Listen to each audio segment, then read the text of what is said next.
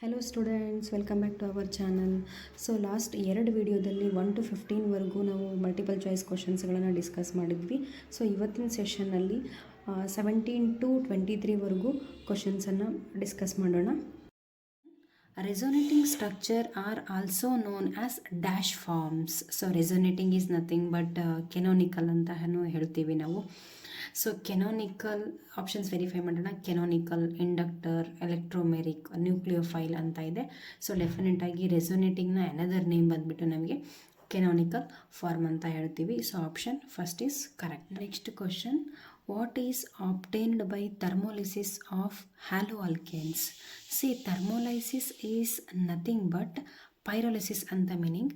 So pyrolysis ಆಗಬೇಕಾದ್ರೆ ನಮಗೆ high ಟೆಂಪ್ರೇಚರಿಂದ ರ್ಯಾಡಿಕಲ್ ಫಾರ್ಮ್ ಆಗೋ ಕೆಪಾಸಿಟಿ ಇರುತ್ತೆ. ಸೊ ನಾವು ಆಪ್ಷನ್ಸನ್ನು ವೆರಿಫೈ ಮಾಡೋಣ. Free radical, carbocation, arene and nitrene. So thermolysis is nothing but what? pyrolysis. At high temperature it will form the free radical. So first option is the correct option. Next important question, the purification method where solid substance change from solid to vapor state without passing through the liquid state is called as which of the following? So options verify ಮಾಡೋಣ. ಇಲ್ಲಿ ನಮಗೆ ಕೇಳ್ತಾ ಇರೋದು ಡೆಫಿನಿಷನ್ನ ಕೇಳ್ತಾ ಇದ್ದಾರೆ. ಹಾಗಿದ್ರೆ first option ಏನಿದೆ? Sublimation, crystallisation, distillation and differential extraction. C, first ಸಬ್ಲಿಮೇಷನ್ದು ಡೆಫಿನಿಷನ್ ನೋಡೋಣ. So sublimation is the process through which the solid substance changes directly into vapor or gaseous state without passing through the liquid state. C ನೋಡಿ, sublimation. So ಡೈರೆಕ್ಟಾಗಿ ನಮಗೆ solid to vapour ಫೇಸ್ಗೆ convert ಆಗೋದನ್ನು ನಾವು sublimation process ಅಂತ ಹೇಳ್ತೀವಿ. So example, camp fire ಅಂದರೆ ಕರ್ಪೂರ ನೋಡಿರ್ತೀರ ನೀವು. ಡೈರೆಕ್ಟಾಗಿ ಸಾಲಿಡ್ ಇರುತ್ತೆ, ಅದಕ್ಕೆ ನಾವು ಒಂದು ಬೆಂಕಿಯನ್ನು ಹಚ್ಚಿದ ತಕ್ಷಣ ಅದು ಡೈರೆಕ್ಟಾಗಿ ವೇಪರ್ ಆಗಿ ಫಾರ್ಮ್ ಆಗಿಬಿಡುತ್ತೆ. ಸೊ ಈ ಪ್ರೋಸೆಸನ್ನು ನಾವು ಸಬ್ಲಿಮೇಷನ್ ಅಂತ ಕರಿತೀವಿ. ಸೊ ನಮಗೆ option first option is correct option. So remaining all option is wrong. Next question, in crystallization the compound dissolved in a solvent is more soluble in what temperature?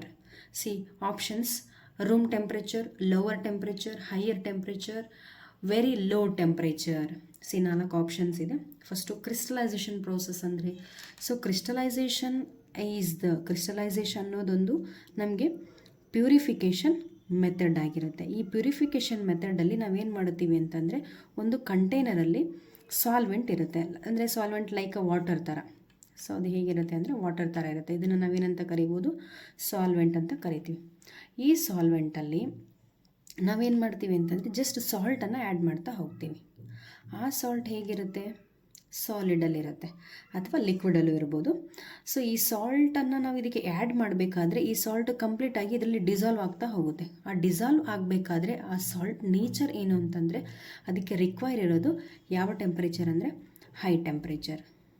So ಈ ಕ್ವಶನ್ಗೆ correct option higher temperature, ಅಂದರೆ C option is the correct option. Next question, what is the basis for the process of distillation? So ಇಲ್ಲಿ ನಮಗೆ question distillation ಬಗ್ಗೆ ಕೇಳ್ತಾ ಇದ್ದಾರೆ. Options ನೋಡಿ. First option, difference in melting point, difference in temperature, difference in pressure, difference in boiling point.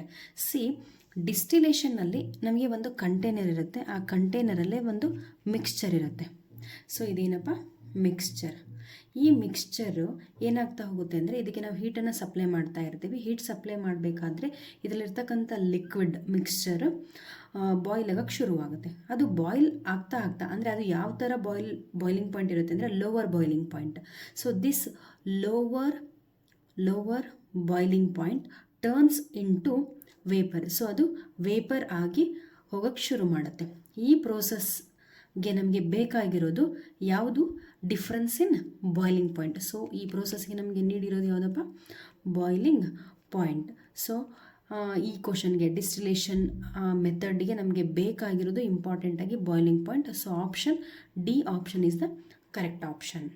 Next question, what is the example of compounds separated by steam distillation method? So ನಮಗೆ ಇಲ್ಲಿ ಕೆಲವೊಂದಿಷ್ಟು ಎಕ್ಸಾಂಪಲ್ಸನ್ನು ಕೊಟ್ಟಿದ್ದಾರೆ distillation ಮೆಥಡಲ್ಲಿ ಯಾವುದು ಕರೆಕ್ಟಾಗಿ match ಆಗುತ್ತೆ steam ಡಿಸ್ಟಿಲೇಷನ್ಗೆ ಅಂತ. So first ಒಂದೊಂದು ಎಕ್ಸಾಂಪಲನ್ನು ಚೆಕ್ ಮಾಡೋಣ. First option glycerol spent lye mixture in soap industry. ನಾವು ಸೋಪ್ ಇಂಡಸ್ಟ್ರಿನಲ್ಲಿ ಯೂಸ್ ಮಾಡೋವಂಥದ್ದು ವಿಚ್ ಡಿಸ್ಟಿಲೇಷನ್ ಸ್ಟೀಮ್ ಡಿಸ್ಟಿಲೇಷನ್ ಮೆಥಡನ್ನು. ಸೊ ಹಾಗಿದ್ರೆ ಫಸ್ಟ್ ಆಪ್ಷನ್ನೇ ಕರೆಕ್ಟ್ ಆಗುತ್ತೆ ನಿಮಗೆ. ಸೊ ನೆಕ್ಸ್ಟ್ ಆಪ್ಷನ್ ಕೂಡ ವೆರಿಫೈ ಮಾಡೋಣ. Aniline water mixture. So aniline water mixture ನಲ್ಲಿ ಯೂಸ್ ಮಾಡ್ತಕ್ಕಂಥ ಡಿಸ್ಟಿಲೇಷನ್ ಮೆಥಡ್ ಯಾವುದು ಅಂತಂದರೆ ಡಿಸ್ಟಿಲೇಷನ್ ಮೆಥಡನ್ನೇ ನಾವು ಯೂಸ್ ಮಾಡೋದು. So here distillation method. Then next one C option chloroform and ಅನಿಲೀನ್ mixture. So ಇದನ್ನು ಡಿಸ್ಟಿಲೇಟ್ ಮಾಡೋಕ್ಕೆ ನಾವು ಯೂಸ್ ಮಾಡ್ತಕ್ಕಂತಹ ಮೆಥಡ್ ಯಾವುದು ಅಂತಂದರೆ simple distillation. Here using simple distillation. So next one D option different fractions of crude oil in petroleum industry. So ಇಲ್ಲಿ use ಮಾಡ್ತಕ್ಕಂತಹದ್ದು ಅಂದರೆ petroleum ಆಯಿಲ್ಗಳನ್ನು difference ಅನ್ನು ತೆಗೆಯೋದಕ್ಕೋಸ್ಕರ ನಾವು ಯೂಸ್ ಮಾಡ್ತಕ್ಕಂಥ ಮೆಥಡ್ ಯಾವುದು ಅಂತಂದರೆ here we have to use the fractional distillation ಮೆಥಡನ್ನು ಇಲ್ಲಿ use ಮಾಡ್ತೀವಿ. ಸೊ ಹಾಗಿದ್ರೆ ನಮಗೆ ಕ್ವಶನಲ್ಲಿ ಯಾವುದು ಕೇಳಿದ್ದಾರೆ ಸ್ಟೀಮ್ ಡಿಸ್ಟಿಲೇಷನ್ ಮೆಥಡ್ಗೆ ಕರೆಕ್ಟ್ ಎಕ್ಸಾಂಪಲ್ ಯಾವುದು ಅಂತ ಕೇಳಿದ್ದಾರೆ. ಸೊ ಫಸ್ಟ್ ಆಪ್ಷನ್ ಸ್ಟೀಮ್ ಡಿಸ್ಟಿಲೇಷನ್ಗೆ correct matchable answer. So glycerol spent lye mixture in soap industry. So ಇದು ನಮಗೆ ಯಾವ ಅಂಡರ್ಲಿ ಬರುತ್ತೆ ಅಂದರೆ ಸ್ಟೀಮ್ ಡಿಸ್ಟಿಲೇಷನ್ ಬರುತ್ತೆ. So first option is the correct option. Next question which of the following in the apparatus for differential extraction. So ಆಪ್ಷನ್ಸನ್ನು verify ಮಾಡೋಣ. Separatory funnel, porous sheet, packed column, electrical motor. So ನಮಗೆ ಇಲ್ಲಿ differential ಎಕ್ಸ್ಟ್ರಾಕ್ಷನ್ಗೆ ಮೇಯ್ನಾಗಿ ಬೇಕಾಗಿರೋ apparatus ಅಂತಂದರೆ ಅದು separatory funnel.